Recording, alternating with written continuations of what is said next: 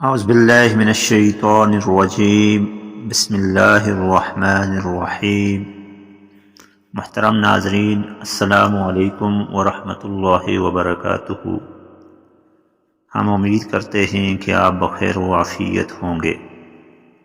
ناظرین گرامی، رمضان المبارک کے بابرکت مہینے میں روزانہ کی طرح آج بھی ہم آپ کی خدمت میں ایک انتہائی اہم اور اسپیشل وظیفہ لے کر حاضر ہوئے ہیں۔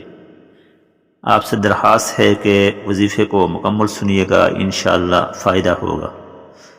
محترم ناظرین، آج کا وظیفہ رمضان کی 17 تاریخ کا اسپیشل وظیفہ ہے۔ یہ وظیفہ دراصل انبیاء اکرام علیہ الصلاۃ والسلام کی ہوئی دعاؤں کا جمع کی ہوئی دعاؤں کا ایک ویڈیو ہے، ایک وظیفہ ہے۔ اس کے ذریعے آپ اور ہم مستجاب الدعوات بن سکتے ہیں، اپنی دعاؤں کو قبول کروا سکتے ہیں۔ انبیاء کرام کا خصوصی عمل جس سے ہر دعا قبول ہوگی، اس وظیفے کے اندر آپ کو پیش کیا جائے گا۔ محترم ناظرین، ہم کوئی بھی عمل کرتے ہیں تو ہمارا مقصد یہ ہوتا ہے کہ ہماری دعا قبول ہو جائے۔ آج کا یہ وظیفہ بھی ہمارے لیے دعاؤں کی قبولیت اور اللہ رب العزت کی قربت اور قریب ہونے کے لیے ایک بہترین وسیلہ اور ذریعہ بن سکتا ہے۔ محترم ناظرین، قرآن پاک کے اندر انبیاء کرام علیہ الصلاۃ والسلام کی بہت سی دعائیں نقل ہوئی ہیں۔ ان دعاؤں کو پڑھ کر، ایک خاص طریقے کے ساتھ پڑھ کر، ہم اپنے لیے مستجاب الدعوات ہونے کا تمغہ یا سرٹیفکیٹ حاصل کر سکتے ہیں۔ ناظرین اکرامی، جو بھی عمل ہو اس کو اگر ہم سنت کے طریقے کے مطابق کریں گے تو وہ عمل نہ صرف قابل قبول ہوگا بلکہ اس کا ہمیں اجر بھی دگنا چگنا ملے گا۔ ناظرین اکرامی، آج آپ کے ساتھ انبیاء کرام علیہ الصلاۃ والسلام کی 10 دعاؤں کا مجموعہ ذکر کیا جائے گا۔ ان دعاؤں کو اپنی عبادات میں شامل کریں، ان دعاؤں کو اپنے معمولات میں شامل کریں اور کوشش کریں کہ ان دعاؤں کو زیادہ سے زیادہ پڑھیں۔ ناظرین گرامی، یہ دعائیں آپ کے سامنے اسکرین پر شو ہو رہی ہوں گی۔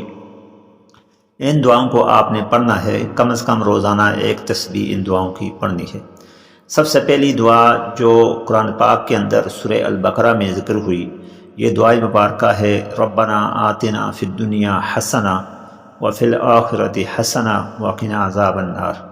یہ دعائے مبارکہ آپ اپنے فضائل میں، اپنے وظائف میں شامل کریں۔ بالکل اسی طرح ایک اور دعائے مبارکہ ہے، سورۃ الاعراف کی آیت نمبر 23 میں یہ دعائے مبارکہ ذکر ہوئی۔ یہ دعائے مبارکہ ہے، ربنا ظلمنا انفسنا وان لم تغفر لنا وترحمنا لنکونن من الخاسرین۔ اس دعائے مبارکہ کو بھی اپنے وظیفے میں، اپنے عمل میں شامل کریں۔ ایک اور دعائے مبارکہ جو کہ سورہ ابراہیم میں حضرت ابراہیم علیہ الصلاۃ والسلام نے فرمائی، یہ دعائے مبارکہ بھی اپنے وظائف میں شامل کریں۔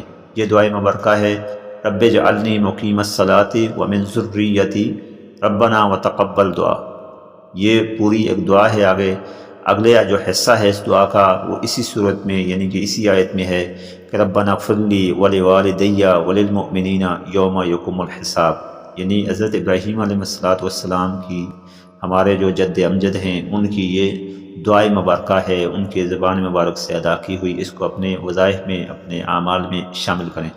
اسی طرح سورہ طٰہٰ کے اندر اللہ تبارک و تعالیٰ کے ہاں جو دعا ہے قبولیت کی، اپنے ذہن کو کھلنے کے لیے وہ دعا فرمائی گئی، رب زدنی علما، جو کہ اللہ تبارک و تعالیٰ نے خود سکھائی ہمارے نبی کریم صلی اللہ علیہ وسلم کو علم میں اضافے کے لیے، کن ذہن ہونے کے لیے یہ دعا بہترین اور مجرب نسخہ ہے۔ اسی طرح حضرت سورہ الانبیاء کے اندر جو ہے حضرت یونس علیہ الصلاۃ والسلام، یعنی اصحاب الحوت، ان کی یہ دعائے مبارکہ ہے۔ یعنی اگر ہم اپنے گناہوں کی معافی چاہتے ہیں تو اس دعا کو کم از کم روزانہ دن میں 21 مرتبہ لازمی پڑھیں۔ یہ دعائے مبارکہ ہے، لا الہ الا انت سبحانک انی کنت من الظالمین۔ یہ دعائے مبارکہ انتہائی آسان ہے۔ محترم ناظرین، ہر دعا آپ کے سامنے اسکرین پر نظر آ رہی ہے، اس دعائے مبارکہ کو یاد کریں۔ اسی طرح ایک اور دعا جو کہ سورہ مومن کے اندر فرمائی گئی، سورہ مومن کی آیت نمبر غالباً 118 ہے، اس میں کہ رب اغفر وارحم وانت خیر الراحمین۔ اس دعائے مبارکہ کو بھی آپ اپنا معمول بنائیں اور کم از کم دن میں 33 مرتبہ اس دعائے مبارکہ کو پڑھیں۔ اسی طرح ایک اور دعا ہے سورہ البقرہ کے اندر آیت نمبر 286 میں فرمائی گئی کہ ربنا ولا تحملنا ما لا طاقت لنا به واعف عنا واغفر لنا وارحمنا انت مولانا فانصرنا علی القوم الکافرین۔ محترم ناظرین، اگر آپ دشمن کے خوف سے خوفزدہ ہیں یا آپ مشکلات اور پریشانیاں دیکھ دیکھ کر تھک چکے ہیں تو یہ دعا مبارکہ بہترین نسخہ ہے، اس کو کم از کم 33 مرتبہ پڑھیں۔